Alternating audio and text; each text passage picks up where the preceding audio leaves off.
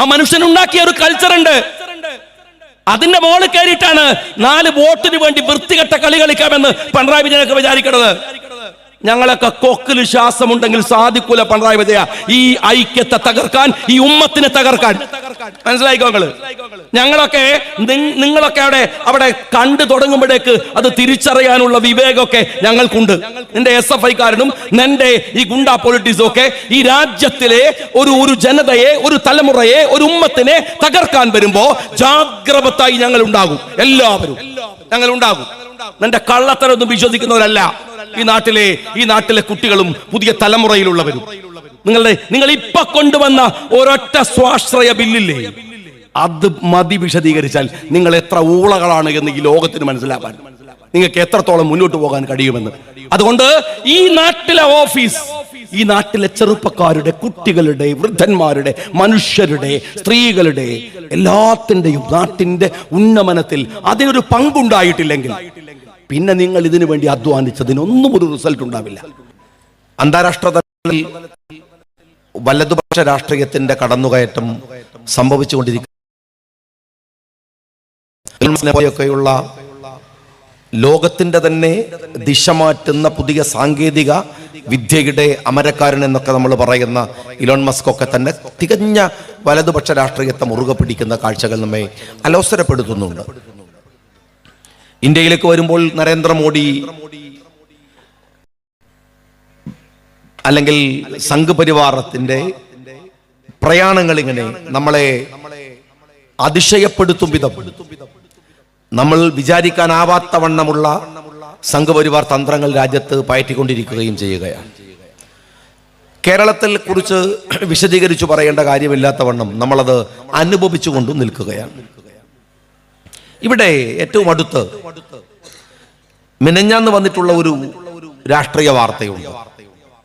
അതെന്തെന്ന് ചോദിച്ചാൽ ഡൽഹിയിലെ തെരഞ്ഞെടുപ്പിന്റെ റിസൾട്ടാണ്. ഡൽഹിയിലെ തെരഞ്ഞെടുപ്പിന്റെ റിസൾട്ട് വരുമ്പോൾ എനിക്കൊരു അതിശയവും ഉണ്ടായില്ല. ഒരു രാഷ്ട്രീയ നിരീക്ഷകൻ എന്ന നിലക്ക് എനിക്ക് സങ്കടമുണ്ടായില്ല, എനിക്ക് അതിശയമുണ്ടായില്ല. വളരെ സ്വാഭാവികമായ ഒരു പരിണതിയാണ് ഡൽഹിയിൽ സംഭവിച്ചത്. ഇത് ഇന്ത്യയിൽ എല്ലാ സ്റ്റേറ്റുകളിലും പരീക്ഷിച്ചുകൊണ്ടിരിക്കുന്ന കാര്യമാണ്. കോൺഗ്രസ് ഇന്ത്യ സ്വാതന്ത്ര്യം കിട്ടിയത് മുതൽ ഭരിക്കുന്ന ഒരു പാർട്ടിയാണ്. സ്വാഭാവികമായി അവർക്കെതിരെയുള്ള ഒരുപാട് അലിഗേഷൻസുകൾ, ഒരുപാട് ആരോപണങ്ങൾ ഉന്നയിക്കാൻ നമുക്ക് സാധിക്കും. പക്ഷെ ഈ ആരോപണങ്ങൾ ഉന്നയിക്കുമ്പോൾ മറുഭാഗത്തൊരു ബദൽ ഉണ്ടാവണം. കൃത്യമായ ദേശീയ ബോധമുള്ള ഒരു ബദൽ ഉണ്ടാവണം. ആ ബദലിന് ഫലമില്ലാതെ ഒരു ജനാധിപത്യ പാർട്ടി എന്ന നിലക്ക് കോൺഗ്രസിനെ ഇല്ലായ്മ ചെയ്യുമ്പോൾ മറുഭാഗത്ത് തക്കം പാർത്തിരിക്കുന്ന ഫാഷിസ്റ്റുകളെ കുറിച്ചുള്ള വീക്ഷണമില്ലെങ്കിൽ ഇതിനപ്പുറം ഒന്നും സംഭവിക്കില്ല എന്നതാണ് ഡൽഹിയും പറയുന്നത്. കോൺഗ്രസ് നിരന്തരമായി ഭരിക്കുന്ന ഒരു പാർട്ടി എന്ന നിലക്ക് കോൺഗ്രസിനെ വിമർശിക്കാൻ സുഖമാണ്, എതിർക്കാൻ കാരണങ്ങളുണ്ട്. അപ്പൊ എല്ലാരും കൂടി എതിർക്കും, ഒരുമിച്ച് എതിർക്കും. അങ്ങനെയാണല്ലോ എതിർത്തത് ഗുജറാത്ത് ഭരിച്ചുകൊണ്ടിരുന്ന കോൺഗ്രസ്. ഗുജറാത്തിന്റെ ചരിത്രത്തിലെ ഏറ്റവും വലിയ ഇൻഫ്രാസ്ട്രക്ചർ ഗുജറാത്തിൽ ഉണ്ടായത്, ഇൻഡസ്ട്രിയലായി ഗുജറാത്ത് വളർന്നത് കോൺഗ്രസിന്റെ കാലത്താണ്. പക്ഷെ ആ കോൺഗ്രസിനെ താഴെ ഇറക്കാൻ എല്ലാവരും ഒരുമിച്ച് പണിയെടുത്തു. സംഘ് പരിവാർ പിറകിൽ നിന്ന് കൊടുത്തു. കോൺഗ്രസ് മാറി. ഈസി ആയിട്ട് പകരം വന്നവരെ മാറ്റി യഥാർത്ഥ BJP ഗുജറാത്ത് പിടിച്ചു. ഉത്തർപ്രദേശ് കോൺഗ്രസിനെതിരായി എല്ലാവരും ഒന്നിച്ചു നിന്നു.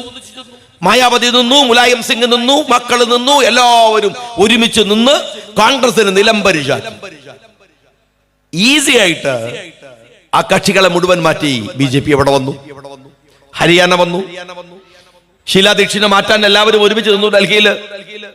എന്നിട്ടോ ആം ആദ്മി പാർട്ടി വന്നു. ആം ആദ്മി പാർട്ടിയെ കൂളായിട്ട് മാറ്റിയിട്ട് B ടീമിനെ മാറ്റിയിട്ട് A ടീം വന്നു. ഇതൊരു സ്വാഭാവിക രീതിയാണ്. ഇത് അതിശയമൊന്നുള്ള കാര്യമല്ല. പശ്ചിമ ബംഗാളിൽ പക്ഷേ ഇടക്കു കയറി മമതാ ബാനർജി നിന്നിട്ടില്ലായിരുന്നുവെങ്കിൽ അതും BJP കൊണ്ടുപോകുമായിരുന്നു. സംശയമില്ലാത്ത കാര്യമാണ്. ഈ ഒരു പ്രക്രിയ ദീർഘവീക്ഷണമില്ലാത്ത ഇന്ത്യൻ രാഷ്ട്രീയത്തിൽ സംഭവിച്ചു കൊണ്ടിരിക്കുമ്പോ വളരെ കൃത്യമായി രാഷ്ട്രീയമായി ഇതിനെ പഠിച്ച് ഇടപെടുന്ന ഒരേ ഒരു പാർട്ടി എന്ന് പറയാൻ അഭിമാനപൂർവ്വം കഴിയും. അത് ഇന്ത്യൻ യൂണിയൻ മുസ്ലിം ലീഗാണ്. ഞങ്ങൾ ആ നിലപാടുകളിൽ കൃത്യമായ വ്യക്തത വരുത്തി പ്രവർത്തിക്കുന്നവരാണ്. ഓർത്തു നോക്കൂ നിങ്ങൾ, ജനാധിപത്യപരമായ ബന്ധം കോൺഗ്രസും ലീഗും തമ്മിലുണ്ട്. ഞങ്ങൾ കോൺഗ്രസിനെ അംഗീകരിക്കുന്നത് അതൊരു ജനാധിപത്യ പാർട്ടിയാണ്. കോൺഗ്രസ് ലീഗിന്റെ കൂടെ നിൽക്കുമ്പോഴും ആ ബോധ്യം അവർക്കുണ്ടെന്ന് ഞങ്ങൾ വിചാരിക്കുന്നു. അത് അവരുടെ കാര്യമാണ്. ഞങ്ങളിപ്പോ നെഹ്റുവുമായി ഞങ്ങൾക്ക് വലിയ തർക്കമുണ്ടായി. പണ്ഡിറ്റ് ജവഹർലാൽ നെഹ്റു ഇത്രമേൽ വിമർശിച്ച ഒരു പാർട്ടി വേറെ ഉണ്ടോ? AKGയെ ചേർത്ത് പിടിക്കുമ്പോഴും ഞങ്ങളെ ചീത്ത വിളിച്ചു, ഞങ്ങളെ ആക്ഷേപിച്ചു. കോഴിക്കോട് കടപ്പുറത്ത് വന്നിട്ടാണ് നെഹ്റുവിന്റെ ഏറ്റവും അദ്ദേഹത്തിന് പറയാവുന്ന അദ്ദേഹത്തിന്റെ മാന്യതക്ക്, മര്യാദക്ക്, സഭ്യമായ ഭാഷയുടെ പരിധിയുടെ അങ്ങേയറ്റത്ത് നിന്നിട്ട് അദ്ദേഹത്തിന്റെ ഭാഷയിൽ പറഞ്ഞു തെറിയാണ് ലീഗിനെതിരെ, നിങ്ങൾ ചത്തകുതിരയാണെന്ന്. മറുപടി പറഞ്ഞത് സിയറ്റാണ്. മനോഹരമായി അദ്ദേഹം മറുപടി പറഞ്ഞു, അല്ല, ഞങ്ങൾ ഉറങ്ങിക്കിടക്കുന്ന സിംഹമാണ്. തർക്കാണ് അങ്ങോട്ടും ഇങ്ങോട്ടും ഒക്കെ. ഈ തർക്കം നടക്കുന്നതിനിടയിൽ ഇന്ത്യയുടെ പാർലമെന്റിനകത്ത് വിവാഹ നിയമ ബില്ല് വരികയാണ്. എല്ലാവരും എഴുന്നേറ്റിട്ട് യെസ് യെസ് യെസ്, എല്ലാ മുസ്ലിം MP മാരും.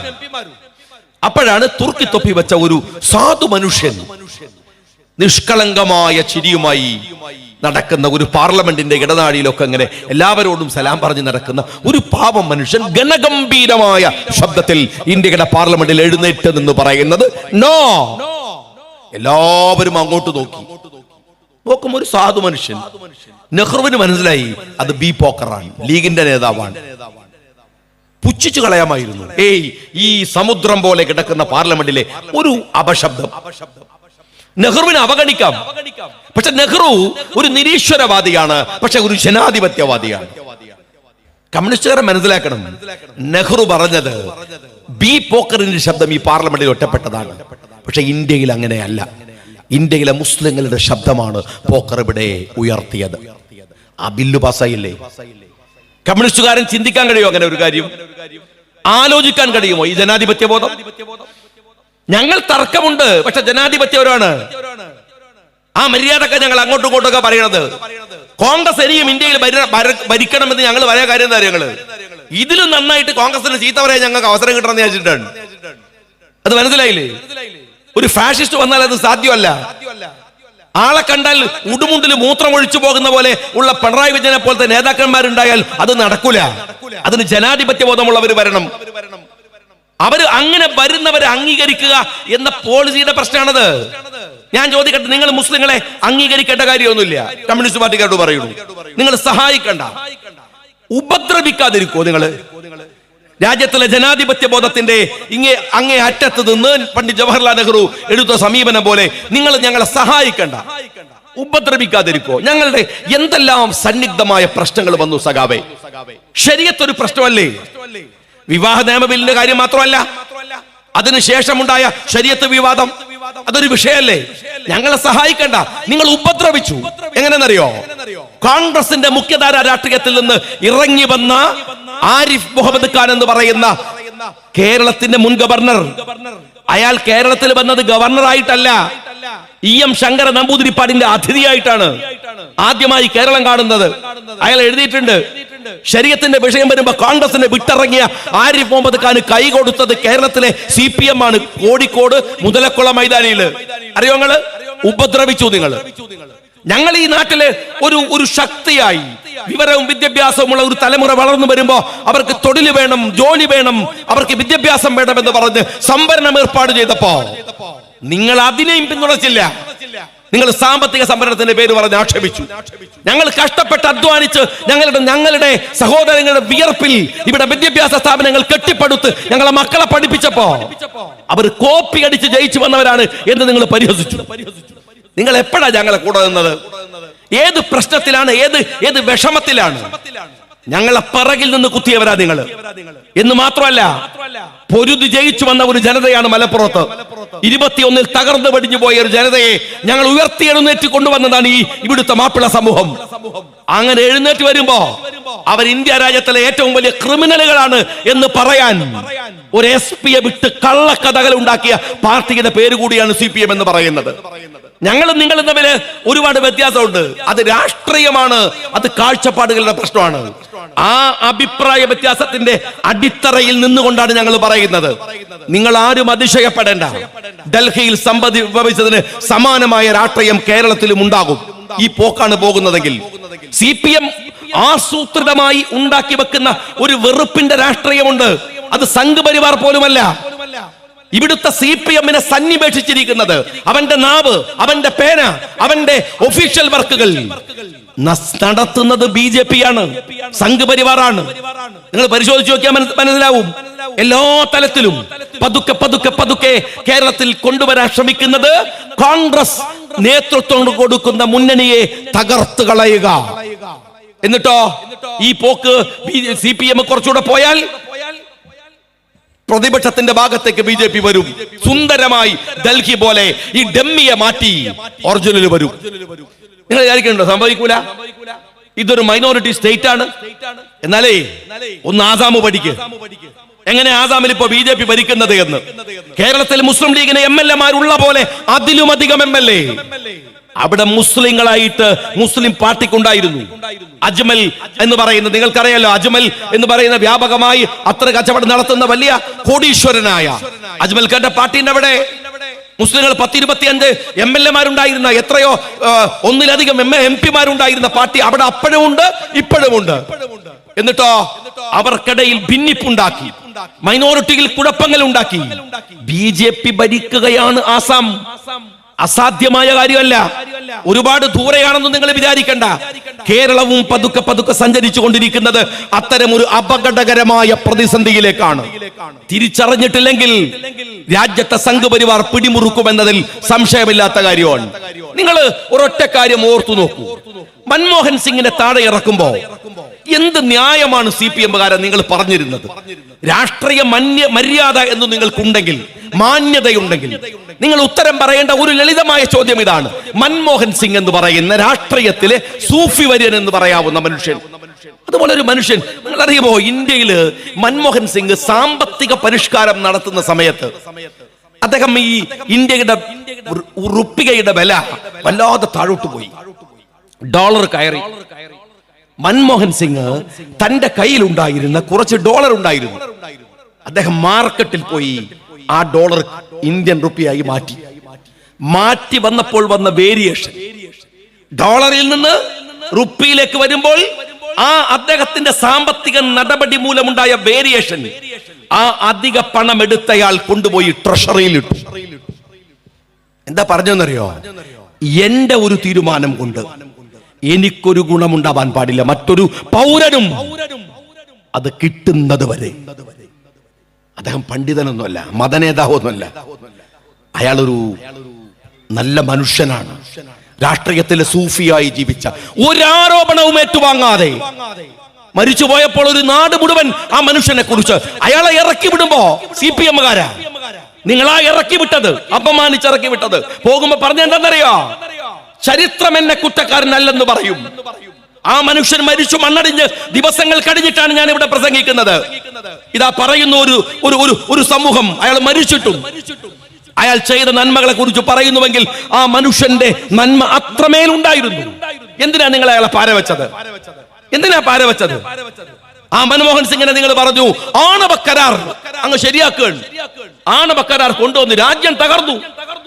എടോ സഖാവേ, ഞാൻ ചോദിക്കുന്നത് നിങ്ങൾ ഇപ്പോഴെങ്കിലും പറ, എന്താണ് നിങ്ങൾ ആണവ കരാറിന്റെ പേരിൽ നടത്തിയ സമരത്തിന്റെ അകക്കാമ്പ്?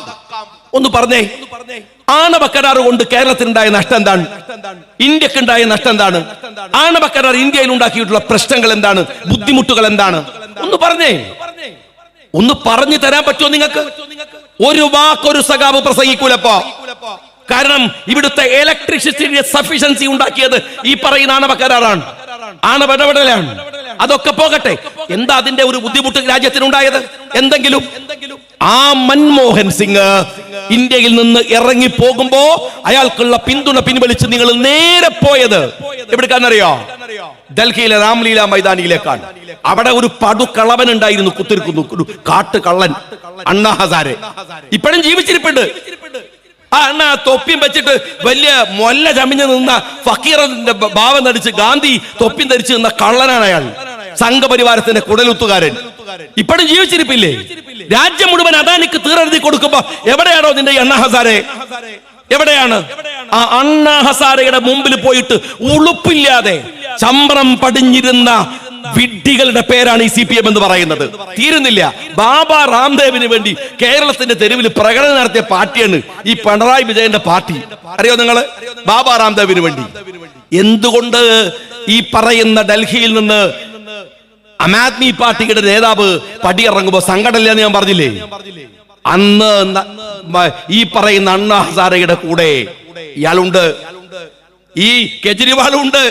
അന്ന് കൂടിക്കൊടുത്തു, ഇപ്പൊ അനുഭവിക്കാണ്, ജയിലിൽ കിടന്നു അനുഭവിക്കാണ് ഇല്ലേ? അന്ന് കൂടിക്കൊടുത്തു. കോൺഗ്രസ് എന്ന് പറയുന്ന ഒരു ജനാധിപത്യ പാർട്ടിയെ താഴെ ഇറക്കുമ്പോ പകരം വരുന്നത് വിഷപ്പാമ്പുകളാണ് എന്ന് നിങ്ങൾക്ക് മനസ്സിലായില്ല. രാഷ്ട്രീയത്തില് ഒരു 2 കൊല്ലത്തിനപ്പുറമെങ്കിലും നടക്കുന്നത് തിരിച്ചറിയാനുള്ള ബുദ്ധിയൊക്കെ വേണോ സഖാവേ? 10 കൊല്ലം നിങ്ങൾക്ക് ആവൂല, ഞങ്ങൾക്ക് അറിയാം. ഒരു 2 കൊല്ലം അതെങ്കിലും നിങ്ങൾക്ക് വേണ്ടേ? അവസാനം നിങ്ങൾ തകർത്തെറിഞ്ഞിട്ട്, മൻമോഹനെ തകർത്തെറിഞ്ഞിട്ട്, ആ കോൺഗ്രസ് ആ ജനാധിപത്യ സർക്കാരിനെ തകർത്തെറിഞ്ഞിട്ട് കൊണ്ടുവന്ന BJP ഈ നരേന്ദ്രമോദിയെ താഴോട്ട് ഇറങ്ങിപ്പോയിട്ടില്ല. അറിയോ നിങ്ങൾക്ക്? ഇറങ്ങിപ്പോയിട്ടില്ല. ആ ദുരന്തമാണ് നിങ്ങൾ ഇപ്പോഴും അനുഭവിച്ചു കൊണ്ടിരിക്കുന്നത്. നിങ്ങൾ ഈ നാട്ടില് ദീർഘവീക്ഷണത്തോടെ, ഞാൻ CPM-കാരോട് ചോദിക്കട്ടെ, നിങ്ങൾ ഈ എന്തെങ്കിലും ഒരു സ്റ്റേറ്റ്മെന്റ് വരുമ്പോ അതിന്റെ ഇടയിൽ തെറി പറയാൻ കുറെ സഖാക്കളെ ഇറക്കിയിട്ട് മാത്രം കാര്യമില്ല. നിങ്ങൾക്ക് അങ്ങനെ കുറെ വിഡ്ഢികളായ അണികൾ ഉള്ളത് കൊണ്ട് ജീവിച്ചു പോകുന്ന കുറെ നേതാക്കന്മാരാണ് CPM-ന് ഉള്ളത്. അതൊക്കെ ശരിയാണ്. പക്ഷെ ഞാൻ ഒരു വിനീതമായ ഒരു കാര്യം ചോദിക്കട്ടെ. നിങ്ങൾ ഈ നാട്ടിലെ ഏത് സമൂഹത്തിന്റെ കൂടെയാണ് നിങ്ങൾ സിൻസിയർ ആയിട്ട് നിന്നത്? തൊഴിലാളികളുടെ കൂടെ നിന്നിട്ടുണ്ടോ?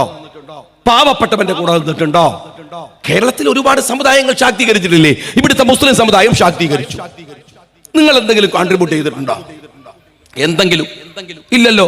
വക്കം അബ്ദുൽ ഖാദർ മൗലവി, ബാഫക്കി തങ്ങള്, സീതി സാഹിബ് ഇല്ലേ? അവരുടെയൊക്കെ അത്യധ്വാനല്ലേ മുസ്ലിം കമ്മ്യൂണിറ്റിയുടെ പുരോഗമനത്തിന്റെ പുറകിലുണ്ടായിരുന്നത്? അവര് സംഘടിച്ചത്, അവര് മുന്നോട്ട് പോയത്, അവരെല്ലാവരെയും ഒരുമിപ്പിച്ച് നിർത്തിയത്. എന്നിട്ട് ആ സമുദായത്തിനിടയിൽ ഫിത്ന ഉണ്ടാക്കാൻ നിങ്ങൾ നടത്താത്ത പരിശ്രമമുണ്ടോ? ഏതൊക്കെ തരത്തില്? നിങ്ങൾ മലപ്പുറത്തുകാർ മനസ്സിലാക്കണം. മലപ്പുറത്ത് വന്നാൽ ഇവിടുത്തെ മുസ്ലിങ്ങൾക്കിടയിൽ എങ്ങനെ കുഴപ്പമുണ്ടാക്കാം, അത് ആലോചന. കാരണം ഇവിടെ മറ്റു സമുദായത്തെ മുസ്ലിങ്ങൾക്കെതിരെ തിരിക്കൽ നടക്കൂല. അതുകൊണ്ട് മുസ്ലിങ്ങൾക്കെതിരെ അതിന് ഏതൊക്കെ ആളുകളെ പിടിക്കാൻ പറ്റും, ഏതൊക്കെ സഭയിൽ കയറാൻ പറ്റും, എന്തൊക്കെ തരത്തിൽ ഫിത്ന ഉണ്ടാക്കാൻ പറ്റും എന്ന് പരിശോധന. അത് വടകര താലൂക്കിലേക്ക് പോയാലോ അവിടുത്തെ പിന്നോക്ക സമുദായങ്ങളെ മുസ്ലിങ്ങൾക്കെതിരെ തിരിക്കുക, സമുദായങ്ങളെ പരസ്പരം തമ്മിൽ തല്ലിക്കുക, വേറെ സ്ഥലങ്ങളിൽ പോയാൽ അവരെ തമ്മിൽ തല്ലിക്കുക എന്നല്ലാതെ മുസ്ലിം കമ്മ്യൂണിറ്റിയുടെ ഉയർച്ച പോട്ടെ. ഇവിടുത്തെ ഈഴവന്മാരെ നിങ്ങൾ സഹായിച്ചിട്ടുണ്ടോ? ഇപ്പൊ ഞാൻ കൊല്ലത്ത് നിങ്ങൾക്കറിയാം, ഒരു കൊല്ലത്ത് മത്സരിച്ച ആളായിരുന്നു ഞാൻ പാർട്ടിക്ക്, മുസ്ലിം ലീഗ്.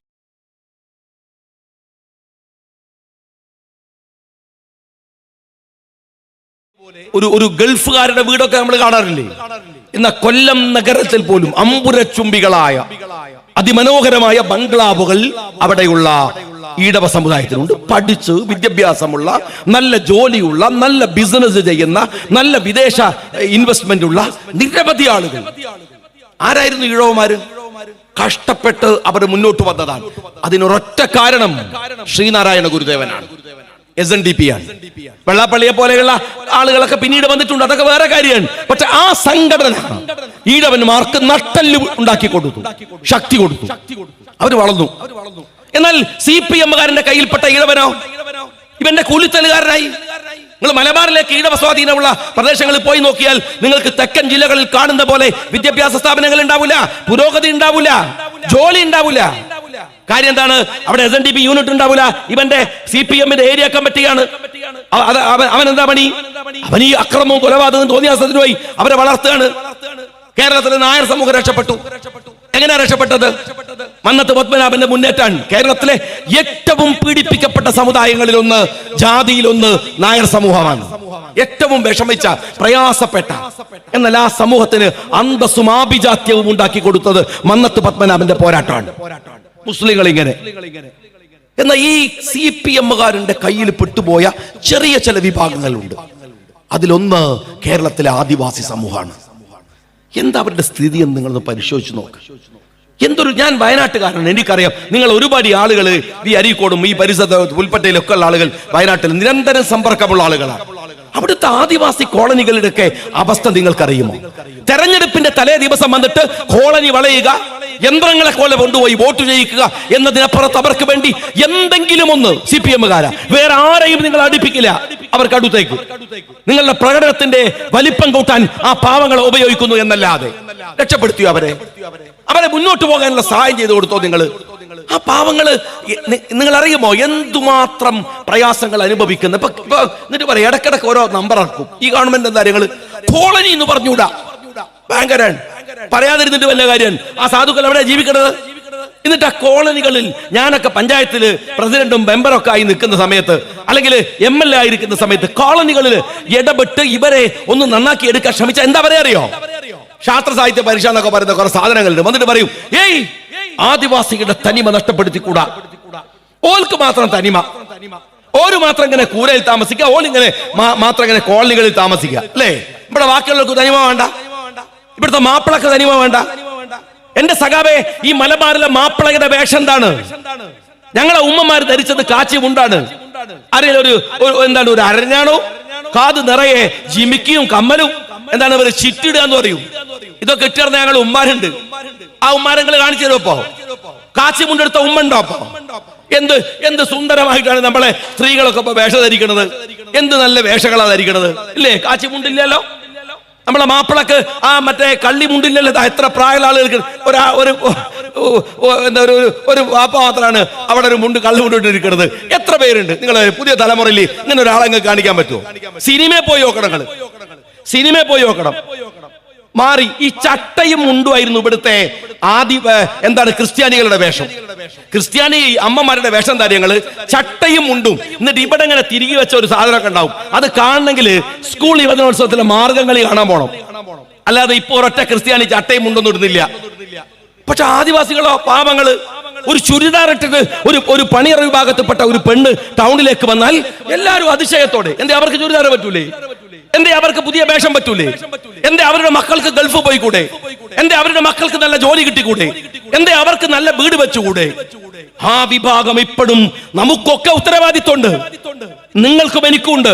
അങ്ങനെ ഒരു വിഭാഗം നമ്മൾക്കിടയിൽ കഴിയുന്നുവെങ്കിൽ അവരെ സമുദ്ധരിക്കണമെന്ന് ലീഗ് നേതാക്കന്മാർ നമ്മളെ പഠിപ്പിച്ചിട്ടുണ്ട്. നമുക്ക് ബാധ്യതയുണ്ട്. പക്ഷെ അടുപ്പിക്കാതെ, ഒരാളെയും അടുപ്പിക്കാതെ വോട്ടു യന്ത്രങ്ങളാക്കി ഈ രാജ്യത്തിലെ ആദിവാസി സമൂഹത്തെ കൊണ്ടു നടന്ന CPM-കാരൻ അവന് മെനഞ്ഞാ നിങ്ങൾ കണ്ടോ?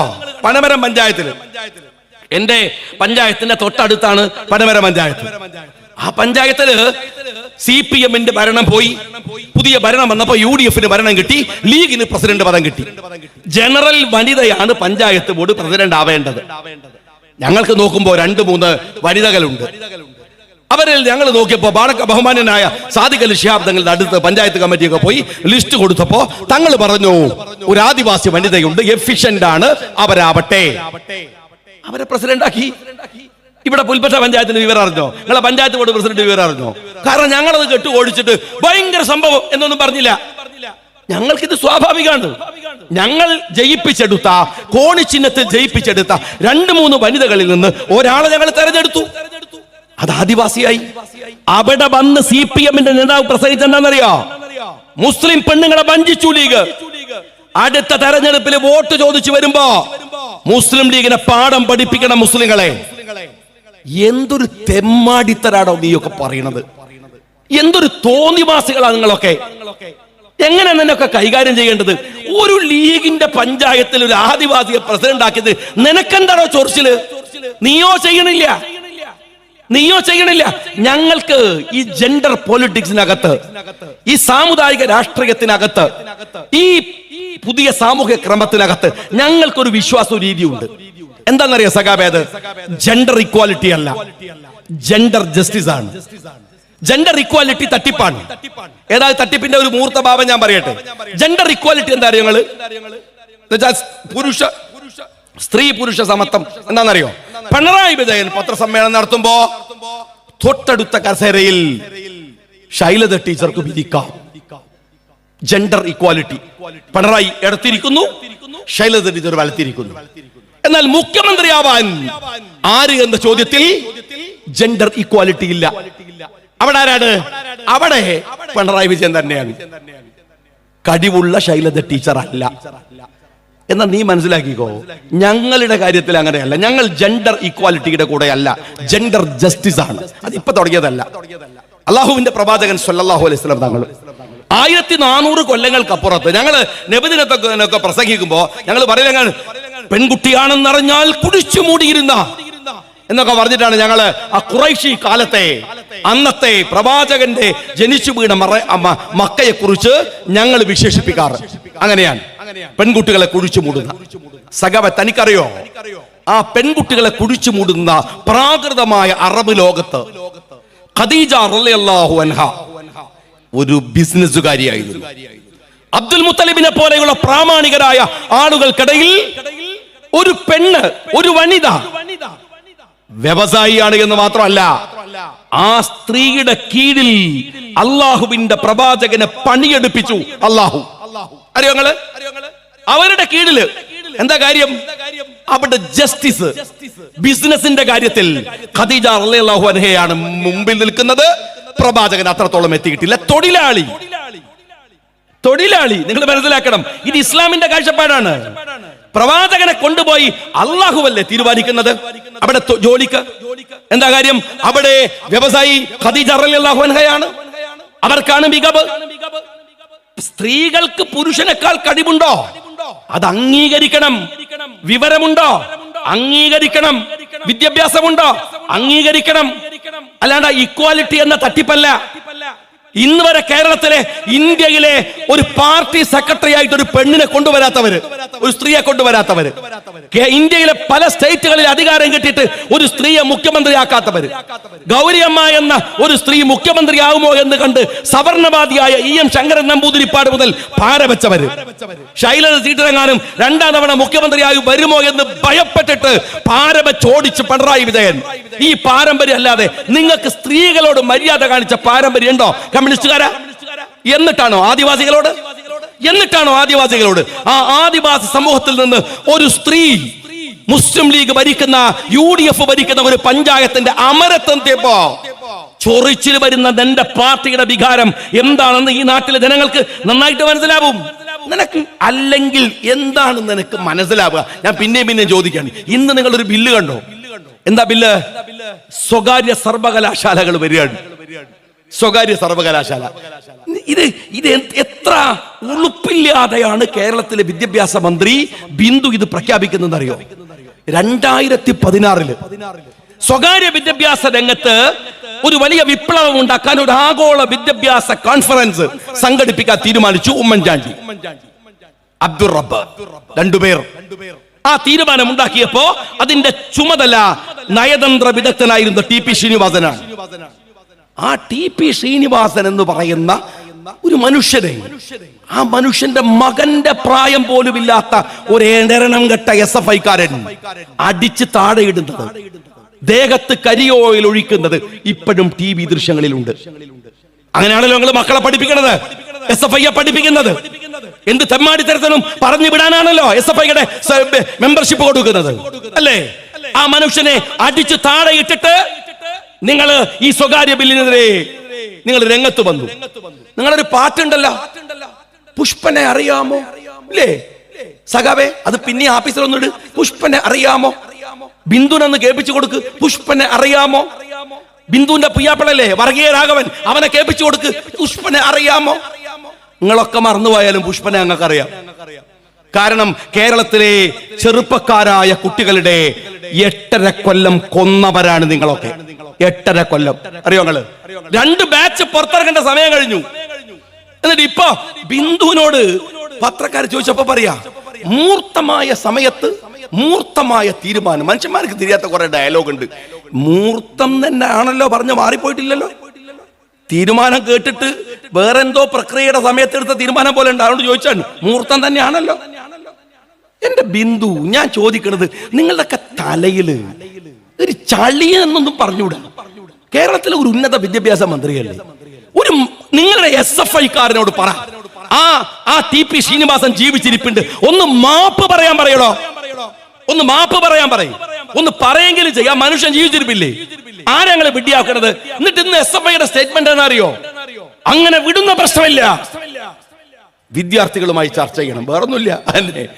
അതെ, അബ്ദുൾ റബ്ബി ചർച്ച ചെയ്യൂലേ? നിങ്ങൾ എത്ര പ്രാവശ്യം ചർച്ചയ്ക്ക് വിളിച്ചു? ഈ പറയുന്ന SFI എത്ര തവണ ചർച്ചയ്ക്ക് വിളിച്ചു? തീരുന്നില്ല സഖാവേ. അറിയോ, അന്ന് ഞങ്ങൾ സ്വകാര്യ സർവകലാശാല കൊണ്ടുവരുമ്പോ ഫീസ് നിശ്ചയിക്കുന്നതിൽ മാനദണ്ഡം വേണം എന്ന് പറഞ്ഞിരുന്നു അബ്ദുൾ റബ്ബ്. സർക്കാരിന്റെ പ്രതിനിധി ഈ യൂണിവേഴ്സിറ്റിയിൽ ഉണ്ടാവണമെന്ന് പറഞ്ഞിരുന്നു അബ്ദുൾ റബ്ബ്. അവിടെ പഠിക്കുന്ന കുട്ടികൾക്കും തൊഴിലിനും സംവരണം വേണമെന്ന് പറഞ്ഞിരുന്നു അബ്ദുൾ റബ്ബ്. അവിടെ പഠിക്കുന്ന കുട്ടികൾക്ക് സ്കോളർഷിപ്പ് വേണം എന്ന് നിഷ്കർഷിച്ചിരുന്നു അന്ന് അബ്ദുൾ റബ്ബ്, ഉമ്മൻചാണ്ടിയും. അറിയോ നിങ്ങൾ ഈ കൊണ്ടുവന്ന പുതിയ ബില്ലിൽ അതുണ്ടോ? അത് മാത്രമല്ല, വിപ്ലവകരമായ ഒരു തീരുമാനം ഉമ്മൻചാണ്ടിയും അബ്ദുൾ റബ്ബും പറഞ്ഞു. എന്താണെന്നറിയോ? സ്വകാര്യ സർവകലാശാല കൊണ്ടുവന്നാൽ അതിന്റെ ലാഭവിഹിതം പുറത്തേക്ക് കൊണ്ടുപോകരുത്. നിങ്ങൾ ആലോചിച്ച് നോക്കണം, ഒരു ഗവൺമെന്റ് എടുത്ത തീരുമാനമാണ്. അന്ന് നിങ്ങൾ ഈ പറയുന്ന TP ശ്രീനിവാസന്റെ ദേഹത്ത് കരിയോലൊഴിച്ചത്, അന്നാ നിങ്ങൾ ഇത് പറ്റില്ലെന്ന് പറഞ്ഞത്, അന്നാ നിങ്ങൾ പുഷ്പനെ കൊലക്ക് കൊടുത്തത്. ഈ സ്വകാര്യ മേഖലയിൽ വിദ്യാഭ്യാസ സ്ഥാപനം വരുന്നതിന്റെ പേരിൽ എത്ര പേരെ കൊന്നടോ? എന്ത് പാർട്ടിയാണോ നിങ്ങളോട്? ഒരു മാപ്പ് ജനത്തോട് പറയാൻ നിങ്ങൾ മര്യാദ പോലും കാണിക്കാത്ത ഒരു പാർട്ടി. എന്തൊരു രാഷ്ട്രീയ പ്രവർത്തനമാണ് നിങ്ങൾ ഈ നടത്തുന്നത് എന്ന് നിങ്ങൾക്കറിയോ? എന്നിട്ട് ഉളുപ്പില്ലാതെ ഞാൻ ആ പുഷ്പം മരിച്ചു കിടക്കുമ്പോ ഒരു സീന് കണ്ടു. പുഷ്പം മരിച്ചു കൊടുത്തു, വലിയ വിഷമത്തിൽ. ആരാ നിൽക്കുന്നത് അറിയോ? ആ റിപ്പോർട്ടർ ചാനലൊക്കെ പൂട്ടിപ്പോയ നികേഷ് നിൽക്കുകയാണ്. കിണറ്റിലിറങ്ങിയ നികേഷ് എന്ന് പറഞ്ഞാൽ പെട്ടെന്ന് മനസ്സിലാവും. ഇവരത് നിൽക്കുകയാണ്. ആ നികേഷ് ഇങ്ങനെ, ഞാൻ വിചാരിച്ചു ബാക്ക്ഗ്രൗണ്ടിൽ അപ്പൊ പാട്ടെന്താ നിങ്ങൾ പുഷ്പനെ അറിയാമോ? ആരോടാ ചോദിക്കണത്? MP രാഘവന്റെ മോനെ, നിനക്ക് പുഷ്പനെ അറിയാമോ എന്നാണ്. എടോ, ചരിത്രത്തിന്റെ കാവ്യനീതി എന്നൊക്കെ പറയുന്നത് ഇതല്ലേ? നിങ്ങളുടെ ഒരു രാഷ്ട്രീയ പാർട്ടി എവിടെയാണ് ഇങ്ങനെ ഒരു നിലപാടില്ലാത്ത, കൃത്യമായ വീക്ഷണങ്ങളില്ലാത്ത, ഒരു 10 കൊല്ലത്തിനപ്പുറത്ത് സംഭവിക്കുന്നത് എന്ത് എന്ന ദീർഘവീക്ഷണം പോലും ഇല്ലാത്ത ഒരു പൊട്ടം പാർട്ടി. കഴിഞ്ഞ മെഞ്ഞാന്ന് മനാഫ് കേട്ടിട്ടുണ്ടാവുമല്ലോ, ഗോവിന്ദ മാഷയുടെ ഒരു മോഡേൺ ടെക്നോളജിക്ക് തന്നെ വലിയ ഒരു സംഭാവനയാകാവുന്ന ഒരു പ്രസംഗമുണ്ട് AI കുറിച്ച്. എന്താ അദ്ദേഹത്തിന്റെ പ്രസംഗം? അദ്ദേഹം സഖാക്കളോട് ഇങ്ങനെ പറഞ്ഞു കൊടുക്കാൻ. സഖാക്കളുടെ ആ ഇരിപ്പാണ് എന്നെ അതിശയിപ്പിച്ചത്. ഇയാളെ പ്രസംഗം കേൾക്കുമ്പോൾ സഖാക്കള് പണ്ഡിതനാണെന്ന് തോന്നുന്നു സലീം കുമാർ പറഞ്ഞ മാതിരി ഇരിക്കുകയാണ്. ഇയാൾ AI കുറിച്ച് നടത്തുന്ന ഒരു പ്രസംഗമുണ്ട്. അതിൽ പറഞ്ഞ ഒറ്റ സീൻ ഞാൻ പറയാം. അദ്ദേഹം പറയാം, AI വന്നു കഴിഞ്ഞു. ഇതെടുന്നോ മറ്റേ സൈക്കിളൊക്കെ പിടിച്ച് വരുന്ന മാതിരിയാണ്. വന്നു കഴിഞ്ഞു. എന്നിട്ട് പറയാ, എന്റെ മൊബൈലിൽ AI ഉണ്ട്, നിങ്ങളുടെ മൊബൈലിൽ AI ഉണ്ട്. നിങ്ങൾക്കൊരു അതിശയം കേൾക്കണം. എന്താ പറയാണ്? എന്റെ ഒരു സുഹൃത്ത് കഴിഞ്ഞ ആഴ്ച ഈ കണ്ണൂരിലെ ബീച്ചിൽ നിന്ന് കടലിന്റെ പശ്ചാത്തലത്തിൽ ഒരു ഫോട്ടോ എടുത്തു. കുറച്ച് കഴിഞ്ഞിട്ട് ഈ ഫോട്ടോ AIക്ക് കൊടുത്തപ്പോ നോക്കുമ്പോ ഇവൻ ഒരു മഞ്ഞു മലയുടെ മുകളിൽ ഇരിക്കുന്ന പോലെയുള്ള ഫോട്ടോ. എന്താ അല്ലേ? ഏത് AI? എന്റെ ഗോവിന്ദ, ഇത് ഫോട്ടോഷോപ്പാണ്. ഈ ആപ്പ് ഫോണിൽ ഒരു 10 കൊല്ലം മുമ്പ് ഇറങ്ങിയ ആപ്പാണ്. AI എവിടെ കിടക്കണ്? ഈ ഫോട്ടോഷോപ്പ് എവിടെ കിടക്കണ്? എല്ലാവർക്കും എല്ലാം അറിയണമെന്നില്ല ഗോവിന്ദ. പക്ഷെ അറിയാത്തത് എന്താണ് എന്നുള്ള അറിവെങ്കിലും അവനാണ് വേണ്ടേ? അതൊരു മിനിമം വേണ്ടേ? ഈ ആളുകളെ പറ്റിക്കുന്നതിന് കണക്ക് വേണ്ടേ? എന്നാ ഞാൻ ഗോവിന്ദനോട് എന്താ AI എന്ന് ചെറുതായിട്ട് പറഞ്ഞുതരാം. മൊത്തം നല്ല അതേ എന്ന് വിചാരിക്കണ്ട. നിങ്ങള് ChatGPT എടുത്തിട്ട് കുട്ടികള് ഒന്ന് ചോദിക്കൂ, ഹു ഈസ് ഗോവിന്ദൻ? അപ്പൊ ChatGPT ചോദിക്കും, വിച്ച് ഗോവിന്ദൻ? ഏത് ഗോവിന്ദൻ? അപ്പൊ നിങ്ങൾ പറയാ, താനൂരിൽ നിന്ന് അപ്പം കയറ്റി എറണാകുളത്ത് പോയി, അവിടെ വിറ്റ് വൈകുന്നേരം ആ അപ്പവും ആ പൈസയുമായി തിരിച്ച് താനൂരിലെത്താം എന്ന് പറഞ്ഞ ഒരു പോങ്ങനെ അറിയാമോ? ഉടൻ ChatGPT MP ഗോവിന്ദൻ പെട്ടെന്ന് പറയും. നിങ്ങൾ ചില സൂചന കൊടുത്താൽ മതി, അപ്പൊ പറഞ്ഞു തരും. എന്നുവെച്ചാല് അത്ര വലിയ പ്രോസസ് സിസ്റ്റമാണ് ഈ ChatGPT-യിലുള്ളത്. ChatGPT-യുടെ പ്രോസസ് എന്ന് പറഞ്ഞാൽ അതിശയിപ്പിക്കുന്ന, മനുഷ്യന്റെ കപ്പാസിറ്റിയെ അതിശയിപ്പിക്കുന്ന ഒരു സിസ്റ്റമാണ് ഈ ChatGPT അല്ലെങ്കിൽ AI എന്ന് പറയുന്നത്. ഇപ്പൊ ഈ കഴിഞ്ഞ ആഴ്ചയിൽ ലോകത്ത് ഒരുപാട് വലിയ വലിയ മാറ്റങ്ങളുണ്ട്. ഇപ്പോ AI-യുടെ പ്ലാറ്റ്ഫോം അല്ലെങ്കിൽ അതിന്റെ ഒരു കോർഡിനേഷൻ, ഒരു പ്ലാറ്റ്ഫോം, LLM-ന്റെ ലാർജ് ലേണിംഗ് മോഡൽ എന്നാണ് ഇതിന് പറയാ. അതിന്റെ ഒരു പ്ലാറ്റ്ഫോം എന്ന് പറയാം, OpenAI ആണ്. OpenAI-യുടെ CEO സാം ആൾട്ടമാൻ ആണ്. സാം ആൾട്ടമാൻ അവിടുന്ന് മാറ്റുന്നു, പിന്നെ അയാളെ പുനഃസ്ഥാപിക്കുന്നു. അങ്ങനെ ഇലോൺ മസ്കിനെ പോലെയുള്ളവരൊക്കെ അതിൽ ഇൻവോൾവ് ചെയ്യുക, അങ്ങനെയുള്ള കുറെ കാര്യങ്ങൾ നടക്കുന്നുണ്ട്. കഴിഞ്ഞ ആഴ്ചയില് ഈ പറയുന്ന സാം ആൾട്ടമാൻ പറഞ്ഞു, ഇതാ ChatGPT കഴിയുന്നു 03 വരെയാണ്. ChatGPT-യുടെ പ്രോസസ് ഒരു 10 സ്ഥലത്ത് വെച്ചായിരുന്നെങ്കിൽ നിങ്ങൾ ചോദിക്കുന്ന ചോദ്യങ്ങളുടെ ഉത്തരം പറയാവുന്ന പ്രോസസ് അതിന്റെ മൾട്ടിപ്പിൾ റേഞ്ചിലേക്ക് പോവാണ്. മൾട്ടിപ്പിൾ പ്രോസസ് നടക്കുകയാണ്. അത്ര ശീഘ്രമായി, അത്ര ഭീകരമായി നിങ്ങളുടെ മുമ്പിൽ ഉത്തരങ്ങൾ പറയാൻ മിടുക്കായി ChatGPTയുടെ 03 വരികയാണ്. എന്നിട്ട് അദ്ദേഹം പറഞ്ഞു, ആർട്ടിഫിഷ്യൽ സൂപ്പർ ഇന്റലിജൻസ് വരികയാണ്. ഇതൊക്കെ പറഞ്ഞ് ലോകത്തിൽ ഇങ്ങനെ അമേരിക്ക ഇത്തരം കാര്യങ്ങളൊക്കെ പറഞ്ഞിങ്ങനെ നിൽക്കുമ്പോഴാണ് നമുക്കറിയാലോ, ഈ ചൈന എന്ന് പറഞ്ഞാൽ അമേരിക്കയും ജപ്പാനും ഒക്കെ കഷ്ടപ്പെട്ട് ബുദ്ധിമുട്ടി കോടികൾ മുടക്കിയിട്ട് ഒരു സാധനം കണ്ടുപിടിക്കും. ചൈന 2 ദിവസം കൊണ്ട് അതിന്റെ ഡ്യൂപ്ലിക്കേറ്റ് ഉണ്ടാക്കും. അത് ചൈനയുടെ ഒരു രീതിയാണ്. ഇത് സാധാരണ നമ്മൾ ഈ ഡ്യൂപ്ലിക്കേറ്റ് ചെറിയ സാധനം ഉണ്ടാക്കുന്ന പോലത്തെ ഒരു പണിയല്ല. ChatGPT അല്ലെങ്കിൽ ഞാൻ നേരത്തെ പറയുന്നത് പോലെ 03, ഈ LLM എന്ന് പറയുന്ന പ്ലാറ്റ്ഫോം, OpenAI, നമുക്ക് സങ്കല്പിക്കാനാവാത്ത കോടാനു കോടിയുടെ കളിയാണ്. ആ രംഗത്തേക്ക് കഴിഞ്ഞ 2 ആഴ്ച മുമ്പ് ഒരു സുപ്രഭാതത്തിൽ ചൈനയുടെ ചാറ്റ് ബോട്ട് വന്നു, ഡീപ് സീക്ക് വന്നു. ആപ്പിൾ സ്റ്റോറിൽ നിന്നൊക്കെ അങ്ങനെ ഭീകരമായ ഡൗൺലോഡിങ് നടന്നു. ഒരൊറ്റ ദിവസം മാത്രം $600 ബില്യൺ NVIDIA അടക്കമുള്ള ചിപ്പ് നിർമ്മാതാക്കൾക്ക് നഷ്ടം. ഒരു ദിവസം ട്രില്യൺ ഡോളറുകൾ നഷ്ടമായി. അതിഭീകരമായി അമേരിക്ക അങ്ങനെ ഞെട്ടിത്തെരിച്ചു നിൽക്കുകയായിരുന്നു ചൈനയുടെ ഈ കളി കണ്ടിട്ട്. അപ്പൊ ചൈന എന്നൊക്കെ ഇടക്കിടക്ക് പത്രത്തിൽ അവിടെയും ഇവിടെ ഒക്കെ വാർത്ത വന്നു. അപ്പം ഗോവിന്ദ മാഷ് എഴുന്നേറ്റു. ചൈന എന്നിട്ട് മൂപ്പർ എഴുന്നേക്കുമല്ലോ. അങ്ങനെയാണ് മൂപ്പര് സ്റ്റേറ്റ്മെന്റ് ഇറക്കിയത്. സ്റ്റേറ്റ്മെന്റ് എന്താണോ, അത് ഏതാണ് ഈ ഇഷ്യൂ ഉണ്ടായതെന്നോ അതിന്റെ പ്രോബ്ലം, എൻ്റെ ഗോവിന്ദ മാഷെ സഖാക്കളോട് ഞാൻ പറയാം, ഈ ആർട്ടിഫിഷ്യൽ ഇന്റലിജൻസ് ഉണ്ടാക്കുന്ന പ്രശ്നം ഫോട്ടോഷോപ്പിന്റെ കേസൊന്നും അല്ല, തൊഴിലിന്റെ പ്രശ്നമല്ല. ഒരുപാട് ധാർമ്മികമായ പ്രശ്നങ്ങൾ അതുണ്ടാക്കുന്നുണ്ട്. ഇപ്പൊ ഏറ്റവും ലേറ്റസ്റ്റ് ആയിട്ട് പറഞ്ഞാൽ, ഇവിടെ ഫലസ്തീൻ യുദ്ധത്തിൽ AI വെപ്പണുകൾ ഉപയോഗിച്ചു എന്ന് വരെ നമ്മൾ കേൾക്കുകയാണ്. മനുഷ്യന്റെ എക്സിസ്റ്റൻസിനെ ചോദ്യം ചെയ്യുന്ന ഒരു സിസ്റ്റമാണ് വരുന്നത്. എന്തിനാണ് നീ എന്നൊരു കമ്പനി ചോദിക്കും. കാരണം എന്താ വെച്ചാൽ, നിന്നോട് പറയുന്ന ഒരു പണി നീ എടുക്കുന്നതിന്റെ 1000-1 സമയം വേണ്ട ഒരു AI ആ പണി തീർക്കാൻ. മനുഷ്യന്റെ ബുദ്ധിയുടെ പ്രവർത്തനങ്ങളുടെ മൾട്ടിപ്പിൾ വർക്ക് ചെയ്യാൻ പറ്റുന്നതാണ് AIക്ക്. മനുഷ്യന്റെ എക്സിസ്റ്റൻസിനെ ചോദ്യം ചെയ്യും. ഇപ്പോ ന്യൂറ ചിപ്പ് എന്ന് പറയുന്ന ഒരു ചിപ്പ് ഇലോൺ മസ്ക് ഈ അടുത്ത് പറഞ്ഞു.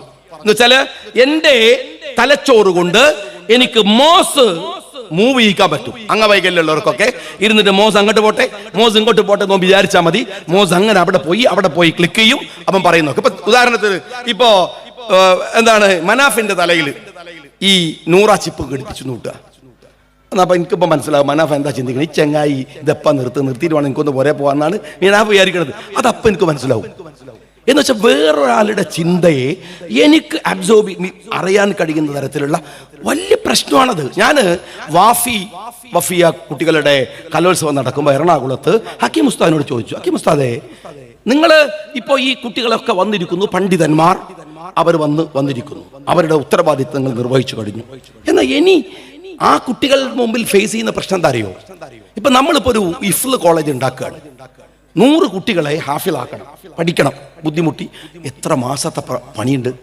അപ്പോ ഹക്കീം ഉസ്താദ് പോയിട്ട് ഇലോൺ മസ്ക് ഒരു ഡിസ്കഷൻ, ഒരു 100 ചിപ്പ്, വിശുദ്ധ ഖുർആന്റെ 100 ചിപ്പ്, ഈ ചിപ്പ് ഈ കുട്ടികളെ തലയെ പിടിപ്പിച്ചാൽ ഹാഫിലായി. അതിന്റെ ഫിഖ് എന്താ? ഞാൻ ഉസ്താദിനോട് ചോദിച്ചു, അതിനൊരു ഫിഖ് ആണല്ലോ. കാരണം ഇത് സംഭവിക്കാതെക്കൂല, ഇത് സംഭവിക്കും. നിങ്ങളൊരു കുട്ടിയെ ധാർമ്മികത പഠിപ്പിക്കണോ? അവന്റെ തലച്ചോറിൽ നിങ്ങൾ ന്യൂറോ ചിപ്പ് വർക്ക് ചെയ്യിച്ചാൽ അവൻ നിങ്ങൾ വിചാരിക്കുന്ന പോലെ കൊണ്ടുപോകാം, നല്ലത് ജയിക്കാം. ടെക്നോളജിയാണ്.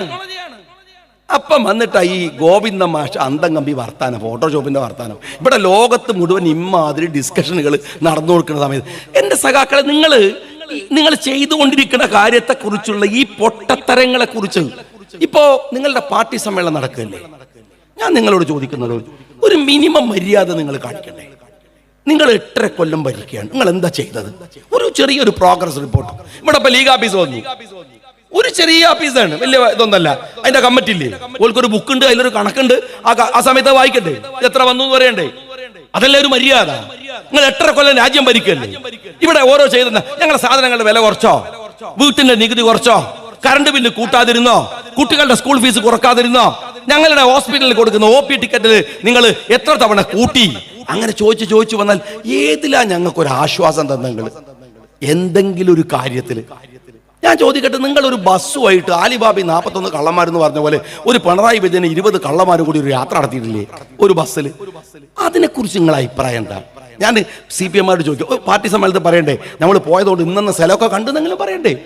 ഒരു റിപ്പോർട്ട് വേണ്ടേ? നാട്ടിലെ ജനങ്ങളുടെ മുമ്പിലൂടെ 140 നിയോജക മണ്ഡലങ്ങളിൽ ഓടിയതല്ലേ? ഒരു റിപ്പോർട്ട് വെക്കണ്ടേ?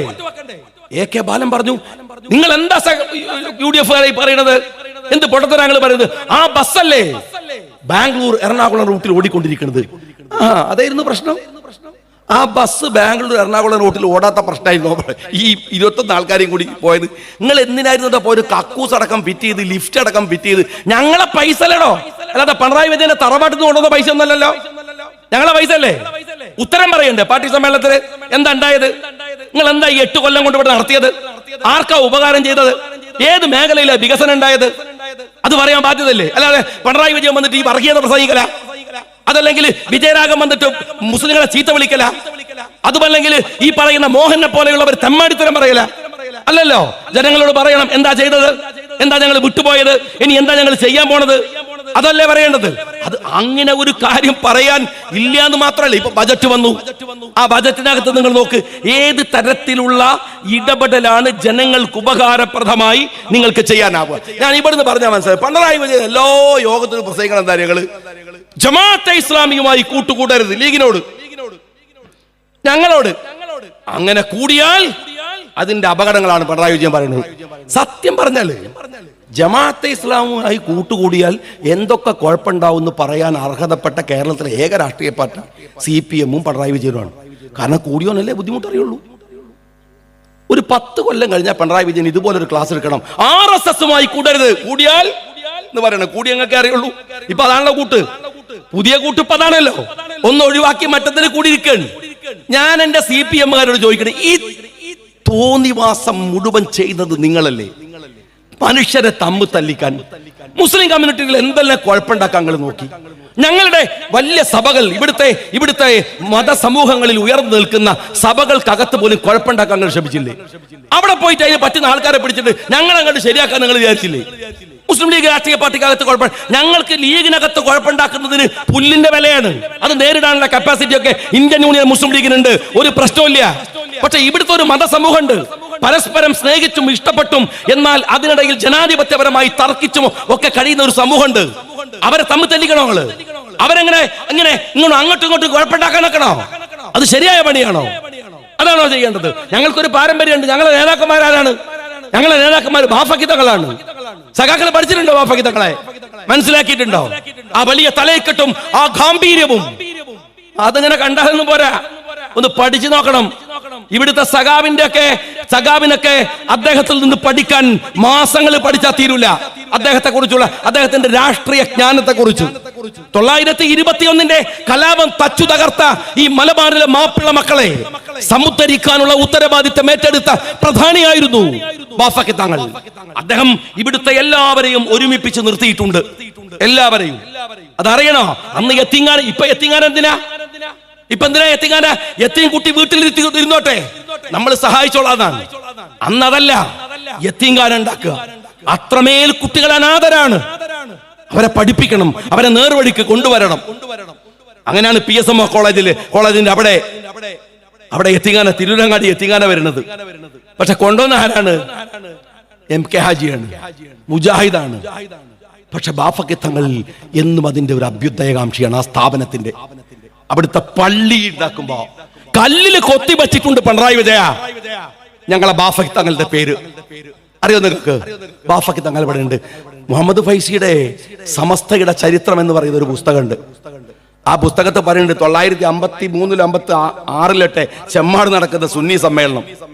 ആ സമ്മേളനത്തില് 2 പ്രത്യേകത ഉണ്ട്. ഒന്ന്, ക്ഷേത്രത്തിന്റെ വളപ്പിലാണ് സമ്മേളനം. ക്ഷേത്ര കമ്മിറ്റി ആതിഥേയത്വം വഹിച്ച സമ്മേളനം. രണ്ടാമത് ഫൈസി പറയുന്ന കാര്യം എന്താ അറിയോ? സമസ്തയുടെ ആധികാരിക ചരിത്രം എന്ന് പറയാവുന്ന പുസ്തകമാണ്. അതിൽ ഫൈസി പറയണത് അറിയോ? രണ്ടാമത്, ആ സമ്മേളനത്തിന്റെ വേദിയിൽ MK ഹാജി ഉണ്ടായിരുന്നു, വേദിക്ക് താഴെയും MK ഹാജി ഉണ്ടായിരുന്നു. സുന്നി നേതാവിന്റെ മഅ്മൂമായി നമസ്കരിച്ചിട്ടാണ് ആ മനുഷ്യൻ അവിടുന്ന് പോയത്. ബാഫക്കി തങ്ങള് ഈ സുന്നി പ്രസ്ഥാനത്തിന്റെ അമരത്തിരുന്ന് ഈ മദ്രസകൾ കേരളത്തിൽ സ്ഥാപിച്ച് പണ്ഡിത ലോകം സൂക്ഷ്മത കൊണ്ട് വിറങ്ങലിച്ചു നിൽക്കുന്ന ഒരു ഘട്ടത്തിൽ മദ്രസയുണ്ടാക്കിയാൽ ചോക്കുപൊടി താഴെ വീണാൽ ഖുർആൻ എഴുതിയ ചോക്കുപൊടിയിൽ ആരെങ്കിലും ചവിട്ടി പോകുമോ എന്ന് ഭയപ്പെട്ട് സൂക്ഷ്മത കൊണ്ട് വിറങ്ങലിച്ചു നിൽക്കുന്ന പണ്ഡിത സമൂഹത്തെ ചലനാത്മകമായി കർമ്മ പദത്തിലേക്ക് കൊണ്ടുവന്ന ബാഫഖിത്തങ്ങൾ. അദ്ദേഹം നേതാവായിരിക്കുകയല്ല, ഓരോ ഗ്രാമത്തിലും പോയി നിങ്ങൾക്ക് നിസ്കരിക്കണ്ടേ, പള്ളി വേണ്ടേ, മദ്രസ വേണ്ടേ എന്ന് ചോദിച്ചുണ്ടാക്കിയ മനുഷ്യൻ. PSP കൊണ്ടുവന്ന് കേരളത്തിൽ ഒരു മനോഹരമായ രാഷ്ട്രീയ സഖ്യമുണ്ടാക്കിയ മനുഷ്യൻ. ലീഗ് ബാഫഖിത്തങ്ങളെ കൂട്ടിക്കൊണ്ടുവരുന്നത് തോറ്റ ബാഫഖിത്തങ്ങളെ അല്ല, ബാഫഖിത്തങ്ങളുടെ മുമ്പിൽ തോറ്റ ലീഗാണ്. അറിയോ നിങ്ങൾക്ക്? ചരിത്രം പോയി പഠിച്ചോ നോക്ക്. ബാഫഖിത്തങ്ങൾ നിന്ന സ്ഥാനം ജയിച്ചു, ലീഗിന്റെ സ്ഥാനാർത്ഥി അങ്ങ് തോറ്റുപോയി. എന്നിട്ട് കുറെ ഫിത്തനകൾ പറയാണ്. സീതി സാഹിബും MK ഹാജിയൊക്കെ ബാഫഖിത്തങ്ങളെ പറ്റിച്ചു. ഇവന്റെ ഒക്കെ തലയിൽ ഇടിത്തി വീഴുണ്ട്. ബാഫഖിത്തങ്ങൾ ആരാന്ന് തനിക്ക് അറിയടോ? ഫിത്തനക്കാരാ തനിക്കറിയോ?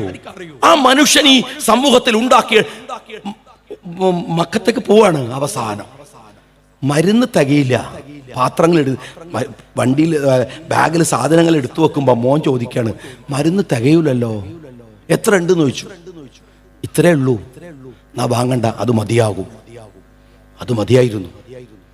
ജീവിച്ചില്ല. പിന്നെ ജന്നത്തുൽ മഹല്ലയിൽ മറപെട്ട് കിടക്കുകയാണ്. ആ മനുഷ്യനുണ്ടാക്കിയ ഒരു കൾച്ചർ ഉണ്ട്. അതിന്റെ മോളിൽ കയറിയിട്ടാണ് 4 വോട്ടിന് വേണ്ടി വൃത്തികെട്ട കളി കളിക്കാമെന്ന് പിണറായി വിജയനൊക്കെ വിചാരിക്കണത്. ഞങ്ങളൊക്കെ കൊക്കിൽ ശ്വാസമുണ്ടെങ്കിൽ സാധിക്കൂല പിണറായി വിജയ ഈ ഐക്യത്തെ തകർക്കാൻ, ഈ ഉമ്മത്തിനെ തകർക്കാൻ. മനസ്സിലായിക്കോ നിങ്ങള്? ഞങ്ങളൊക്കെ നിങ്ങളൊക്കെ അവിടെ കണ്ടു തുടങ്ങുമ്പോഴേക്ക് അത് തിരിച്ചറിയാനുള്ള വിവേകമൊക്കെ ഞങ്ങൾക്കുണ്ട്. നിന്റെ SFI-കാരനും നിന്റെ ഈ ഗുണ്ടാ പൊളിറ്റിക്സും ഒക്കെ ഈ രാജ്യത്തിലെ ഒരു ജനതയെ, ഒരു തലമുറയെ, ഒരു ഉമ്മത്തിനെ തകർക്കാൻ വരുമ്പോ ജാഗ്രതയായി ഞങ്ങൾ ഉണ്ടാകും. എല്ലാവരും ഞങ്ങൾ ഉണ്ടാകും. നിന്റെ കള്ളത്തരൊന്നും വിശ്വസിക്കുന്നവരല്ല ഈ നാട്ടിലെ കുട്ടികളും പുതിയ തലമുറയിലുള്ളവരും. നിങ്ങൾ ഇപ്പൊ കൊണ്ടുവന്ന ഒരൊറ്റ സ്വാശ്രയ ബില്ലില്ലേ, അത് മതി വിശദീകരിച്ചാൽ നിങ്ങൾ എത്ര ഊളകളാണ് എന്ന് ഈ ലോകത്തിന് മനസ്സിലാക്കാൻ, നിങ്ങൾക്ക് എത്രത്തോളം മുന്നോട്ട് പോകാൻ കഴിയുമെന്ന്.